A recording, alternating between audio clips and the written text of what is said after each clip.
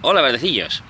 Estoy aquí con otra de esas plantas que os quería contar sobre que puede ayudaros bastante en esos bosques de alimentos mediterráneos que requieran poca agua, poca energía y sean muy resistentes a fríos y a demás historias, que es esta que tengo aquí, a ver si la conocéis, que es el romero, ¿vale? El romero es una planta muy típica de los ecosistemas mediterráneos, ¿de acuerdo? Que además tiene un olor fantástico y se utiliza ahí mucho para cocinar y demás. Que bueno, pues ahora me imagino que me estaréis diciendo, pero bueno, Luis, el romero pues es un arbustito de 1 metro por ahí y tal, pero no es un árbol. Entonces, claro, ¿esto qué pinta en mi bosque de alimentos? Pues claro, es que tenéis que tener en cuenta que un bosque no es solamente un montón de árboles, ¿de acuerdo? Una plantación de pinos es realmente un desierto verde, es como si fuera un maizal, pero de árboles, ¿de acuerdo? O sea, porque si tú te vas debajo de los árboles verás que no hay absolutamente nada. Sin embargo, en un bosque de verdad, un bosque maduro, un bosque natural, hay un montón de especies de árboles, generalmente hay una dominante, pues por ejemplo en un hayedo son las hayas, en un robledal son los robles, lo que sea, pero además de esa especie dominante, hay lo que se llama una cohorte florística acompañante, es decir, otro montón de especies de plantas que acompañan a esa especie dominante y que incrementan la biodiversidad del lugar y que proporcionan un montón de nichos ecológicos para otras especies, etcétera, etcétera. Por ejemplo, pues en los bosques, además de árboles, pues hay también arbustos, como por ejemplo el romero, hay también hierbajos, hay también incluso enredaderas, lo que serían los bejucos o las lianas, vaya, que son plantas trepadoras. Pues de todo esto hay en los bosques mediterráneos, en cualquier bosque que esté bien formado, ¿de acuerdo? Una plantación de árboles no es un bosque. Además, otra cosa que tienen estos romeros y tal es que realmente son una fase de sucesión ecológica. Si os acordáis de la entrada que escribí sobre los procesos de formación del suelo, que os describía el proceso de sucesión ecológica, os acordáis que primero estaba el suelo desnudo, después había unos hierbajos, unas plantas colonizadoras, después empezaba ya a haber arbustos y tal, y al aumentar la cantidad de materia orgánica del suelo, al crecer la profundidad del suelo y tal, que las raíces también van disgregando y demás, al incrementarse la cantidad de suelo, pues luego permitía la entrada de otras plantas mayores como los árboles o los arbustos más grandes, ¿de acuerdo? Entonces, ¿qué hace esto aquí? Esto además está creando materia orgánica que se irá descomponiendo e irá formando suelo, porque todo esto que veis aquí, este descampado, que al final me he venido a las afueras, el primer descampado que he visto, aquí hay un montón de plantas de estas interesantes para vosotros, ¿de acuerdo? Pues en este descampado, por ejemplo, aquí veo, por ejemplo, estas aulagas que hay aquí, ¿vale? Que son estas plantas pinchudas, fijaros qué pinchacos tienen, ¿vale?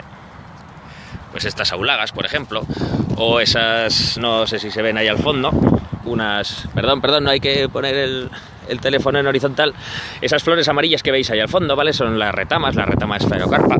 También hay aquí pues, algunos cuartos, algunas historias. Todo esto me está diciendo que esto es una fase previa de sucesión ecológica de un encinar. Es decir, aquí hace años o siglos había un encinar que fue arrasado por la mano del hombre pues generalmente para conseguir pastos para el ganado o cultivos, ¿vale? Como los cultivos de algarrobas abandanados que veo por ahí atrás. Y bueno, pues lo que han hecho al arrasar ese encinar, lo que queda es esa fase de sucesión ecológica anterior, que sería la fase de los arbustos, ¿vale? Si lo dejáramos dentro de 100 años, pues aquí empezaría a crecer otro encinar, o estaría creciendo otro encinar, ¿de acuerdo? Con lo cual, pues todas estas arbustillos o los matorrales y tal, que dices que los matorrales son muy malos, los matorrales no son muy malos, los que son muy malos son los que los queman, eso sí, pero los matorrales son cojonudos porque lo que están haciendo es crear materia orgánica que forma suelo fértil que permite la entrada de otras especies arbóreas o lo que sea, ¿de acuerdo? Con lo cual os está formando suelo para que vosotros también podáis cultivar, ¿vale? Es otra de esas ventajas que tienen los arbustos.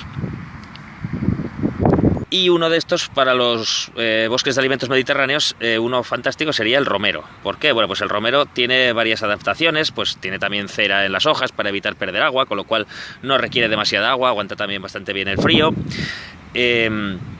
Además, bueno, ya sabéis, ese olor fantástico que le da, que el sabor a los condimentos y demás, es debido a una serie de alcoholes que muchas plantas aromáticas mediterráneas utilizan para... Al evaporar el alcohol absorbe energía en forma de calor y de esta manera se reduce la temperatura en la planta.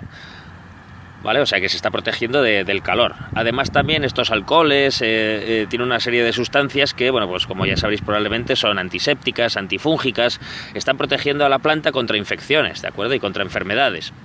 Y por la misma razón os puede proteger a vosotros. Sabéis que hay, pues, el aceite de romero es muy bueno para los masajes de las zonas doloridas y tal. También se pueden hacer pomadas, se pueden hacer un montón de historias. Es levemente antiséptico. Eso es para pequeñas heridas o infecciones de la piel, eczemillas y cosas de estas, ¿vale? Tiene un montón de propiedades curativas muy interesantes. Y bueno, además tiene otra propiedad que sí que me interesaba que conocierais, que es que, bueno, el romero tiene una floración tardía a lo largo del año, ¿vale? Que sería a finales del otoño y a finales del invierno. Y eso os interesa muchísimo. ¿Por qué? Porque, claro, a finales del invierno hay un montón de seres vivos, como pueden ser las mariquitas, las crisopas o muchos otros animales de la fauna auxiliar, que han pasado todo el invierno en forma de adulto, hibernando en algún escondrijo, y que entonces, claro, pues salen al final del invierno, al principio de primavera, pues con un hambre que flipas, porque llevan todo el invierno a base de nada. Entonces, ¿qué pasa? Como muchas veces a principio de primavera, pues los pulgones y todas esas plagas de lo que se alimentan estos bichos todavía no han empezado a reproducirse porque hace demasiado frío, pues estos bichos no tienen demasiada comida. Entonces, si tú no tienes nada para ofrecerles en tu terreno, pues estos bichos se van a marchar o se van a morir. Pero, ¿qué ocurre? Si tuvieras alguna planta, no se me ocurre ninguna, que floreciera a finales del invierno, como el romero, efectivamente, para ofrecerles a estos bichos polen y néctar nada más salir de sus guaridas, pues estos bichos tendrían algún aliciente para quedarse, porque las mariposas, o sea, las mariquitas, las crisopas y muchísimos otros insectos carnívoros, además de alimentarse de carne, de pulgones o de otros bichos plaga, también se pueden alimentar en periodos de escasez de polen y de néctar. Con lo cual aquí tenéis una planta fantástica para atraer a todas estas especies a vuestros agrosistemas, para que se queden ahí y estén alimentándose de este polen y este néctar hasta que a los pulgones o a quien sea les dé por reproducirse demasiado. Entonces tendrás ya ahí esa fauna auxiliar esperando para hacer ese control efectivo sobre tus plagas, ¿vale? Por eso os interesa siempre tener lo que se llaman los bancales de insectos, o en los linderos o en lo que sea, tener siempre flores nectaríferas a lo largo de todo el año, para tener a toda esa patrulla de fauna auxiliar siempre presente cerca de vuestro terreno, por si acaso algún día algún insecto que pueda convertirse en plaga le da por subirse a la parra, ¿vale? Por eso os quería enseñar también el romero. Me parece una planta fantástica para esos proyectos de bosques de alimentos mediterráneos, además de ser muy resistente a la sequía, a las heladas, al suelo salino, y además hay unas cuantas variedades de jardinería que también responden a distintos tipos de suelos, etcétera, etcétera. Así que nada, esto es lo que os quería comentar sobre el romero. Si os ha gustado el vídeo, darle al like y no olvidéis suscribiros a mi canal, y nos vemos en el siguiente vídeo. ¡Hasta luego!